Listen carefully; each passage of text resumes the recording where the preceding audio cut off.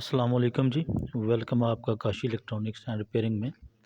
हमेशा की तरह आपके सामने एक बार फिर हाज़िर हैं एक और न्यू वीडियो के साथ, और इसका टॉपिक है एम्पलीफायर के बारे में। मस्जिद वाले एम्पलीफायर की अगर इस किस्म का कोई प्रॉब्लम आपके सामने आ जाए तो आपने उसको किस तरह ठीक करना है, किस तरह रिपेयर करना है, ये सारा कुछ इस वीडियो में मैं आपको बताऊँगा।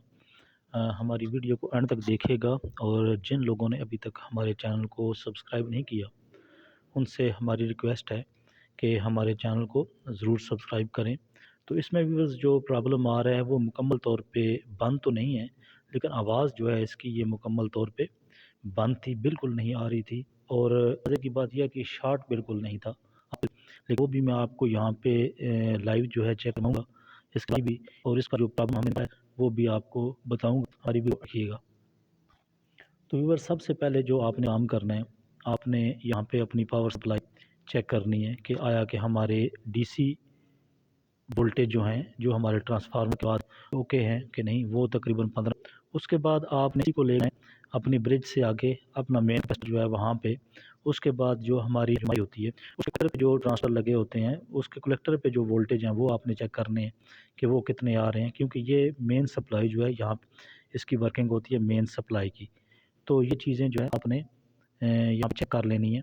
और उसके बाद जो अगला स्टेप होता है वो होता है इसकी बाइसिंग का, कि आपने उसको किस तरह चेक करना है। तो व्यूअर्स यहाँ पे ये आपने इसकी बेस कलेक्टर और मीटर जो हमारे माइक प्री पे जो हमारे ट्रांजिस्टर लगे हुए हैं D313 टाइप, तो वहाँ पे आपने बेस कलेक्टर और मीटर मीटर से हमारे वो वोल्टेज आउट होते हैं जो हमारी मेन ट्रांजिस्टर जो है D1047 उनके बेस पे जो जाते हैं। तो वो एमीटर पे तकरीबन 1-1.5 वोल्ट जो होता है वो लाजमी होना चाहिए, उसको भी आपने मैनेज करना, उसको आपने चेक करना है। अगर नहीं है तो इसका मतलब है कि हमारे प्री से जो वोल्टेज आ रहे हैं उनमें कोई गड़बड़ है।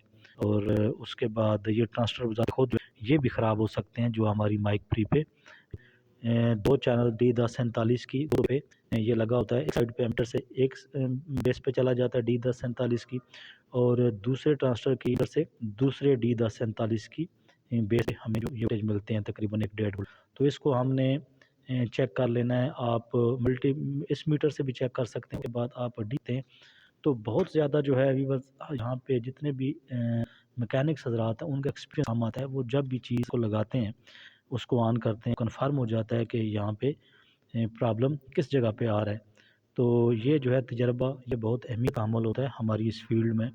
जो यंग टेक्नीशियन है उनके लिए तरीक़ाकार ये है कि आप थ्रू प्रॉपर चैनल जो है इस चीज़ को चेक करें। फॉर एग्ज़ाम्पल सबसे पहले मेन सप्लाई आपने चेक कर लेनी है, उसकी फिज़िबिलिटी जो है वो आपने चेक कर लेनी है कि हमारा फ्यूज़ जो है वो तो कहीं गड़बड़ नहीं।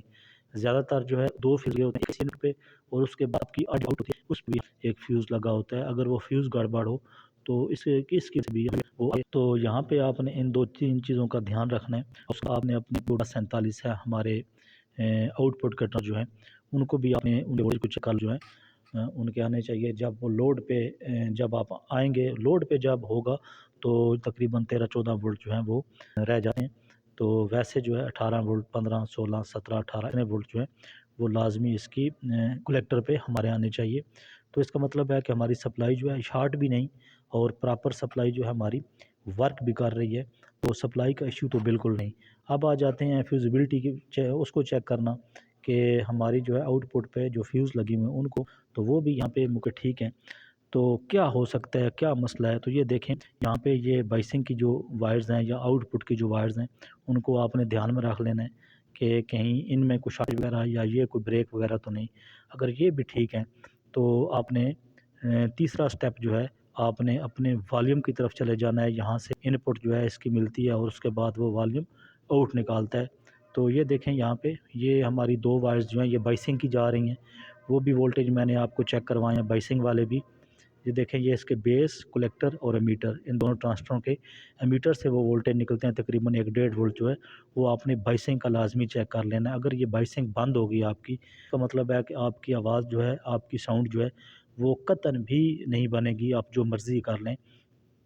तो यहाँ पे देखें ये जो है ये स्टेप आपने इसकी बाइसिंग का चेक करना, और उसके बाद प्लस जो है वो आपने वर्क कर लेना है कि हमारी इनपुट और आउटपुट ये प्रॉपर वर्क कर रही है। आप वॉल्यूम को शॉर्ट करके देख सकते हैं कि यहाँ जो प्रॉब्लम आई है जो निकाली है मैंने वो है इस वॉल्यूम की।